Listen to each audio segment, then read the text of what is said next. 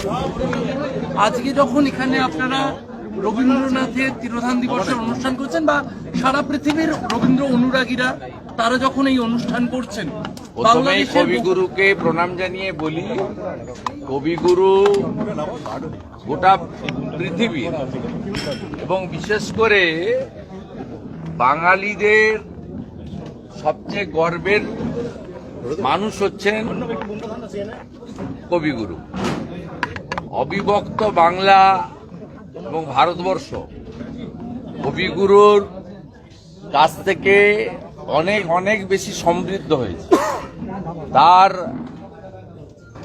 বিদেয়ী আত্মা হয়তো অমর্ত্য লোকে আছেন, কিন্তু তার যে সৃষ্টি সেটা প্রত্যেকটা জায়গায় বিদ্যমান। তাই আজকে 22শে শ্রাবণ সর্বত্র পালিত হচ্ছে। অত্যন্ত দুঃখ পরিতাপের বিষয়, পূর্ববঙ্গ তথা আজকের বাংলাদেশ, সেখানে কবিগুরুর মূর্তিগুলোকে গত 2.5 দিন ধরে ভাঙা হচ্ছে এবং এই অর্বাচীন বর্বর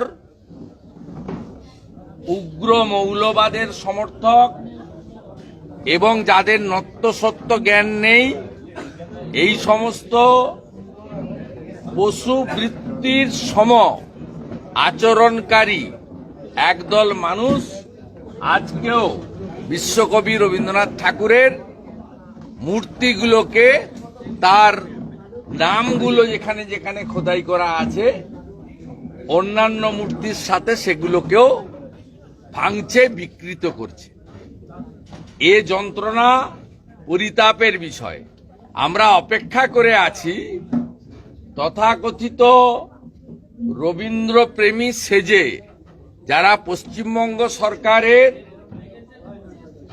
উচ্ছিষ্ট খেয়ে বুদ্ধিজীবী নাম পরিবর্তন করে এখন ভাতাজীবীতে পরিবর্তন হয়েছেন, তারা কবে রবীন্দ্র সদন থেকে একটি মোমবাতি নিয়ে পদযাত্রা শুরু করবেন আর কবে আমরা আহ্বান পাবো সেই পদযাত্রার অন্তত পিছনে হাঁটার জন্য, সেই অপেক্ষায় বাংলা আছে।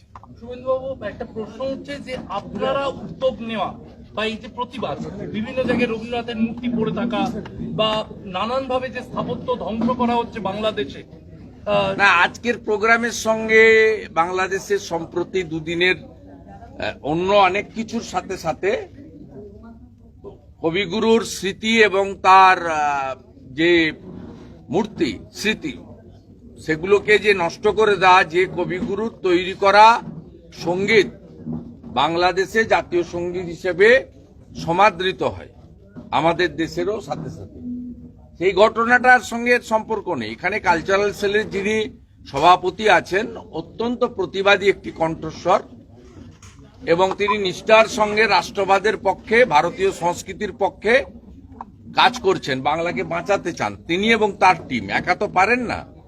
সেই রুদ্রনীল ঘোষের প্রত্যেক বছরই তিনি প্রোগ্রাম কর্মসূচি করেন যবে থেকে তিনি দায়িত্ব পেয়েছেন। সেই কর্মসূচি আজকে ছোট আকারে দলের প্রধান কার্যালয়ে হচ্ছে। আমরা সকলেই এসে কবিগুরুকে প্রণাম জানিয়েছি, পুষ্প দিয়েছি, প্রণাম করেছি এবং এখানে মূলত রাজনৈতিক ভাষণ না হয়ে পারফরমেন্স হয়েছে। প্রত্যেকেই রবীন্দ্র সম্ভারের উপর আলোচনা করেছেন, তাদের কথা বলেছেন, তাদের গান, কবিতা, আবৃত্তি ইত্যাদির মধ্য দিয়ে, বা যারা দু একজন ভাষণও দিয়েছেন সেটাও ঠিক ছিল রবীন্দ্রনাথের বিষয় সম্পৃক্ত, তার বাইরে কেউ যাননি। এর সঙ্গে নেই, কিন্তু যেহেতু প্রাসঙ্গিক, আমাদের খুব কষ্ট হচ্ছে যে আমরা নানা ভাষা, নানা মত, নানা পরিধান, বিবিধের মাঝে দেখো মিলন মহান। ভিন্ন ভিন্ন ধর্মে বিশ্বাস করলেও অন্তত কিছু বিষয়ে আমাদের অবিভক্ত বঙ্গের একটা নিজেদের মেলবন্ধতা ছিল, তার মধ্যে কবিগুরুর সম্ভারটাও অন্যতম। সেই সম্ভার আজকে আক্রান্ত হয়েছে। আমরা দেখছি জাতির জনক আমাদের মহাত্মা গান্ধীর স্মৃতিও ওখানে ভেঙে ফেলা হয়েছে। সেখানে সবকিছুই নিশ্চিহ্ন করা হচ্ছে। সে ঠিক আছে, তার তো শেষ তো আছে। এর আগেও আমরা তো ইতিহাস দেখেছি এবং আমাদের নিউটন তো বলেই গেছেন, প্রত্যেক ক্রিয়ার সমান এবং বিপরীত ধর্মী প্রতিক্রিয়া আছে।